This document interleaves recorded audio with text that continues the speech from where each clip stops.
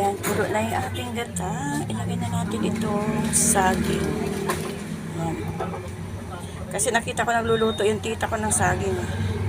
Kaya sabi ko parang masarap yun. Kaya ito, nagluluto ako. Yung sinublot ba? Parang sumubra yata ang gata niya, no? Dami, no? Ayan, masarap yan. Sinublot na saging. Luto na yung ating sinublot sa gata. Ayan, ang sarap. Kaya lang medyo parang napatamis yata. Ayoko rin yung masyadong matamis. Ayan. Pero okay na rin yan. Kasi naparami yung sugar ko. Tapos yung saging, matamis na rin. Masarap sana dito yung hilaw na saging, diba? Ayan, okay. Kain na tayo. Maya-maya pag lumamig. Alright. Ayan, hello sa inyo lahat dyan. Jude Vlogger, hello. Taste of Elsa, Lady G, hello. Marilu, ayan.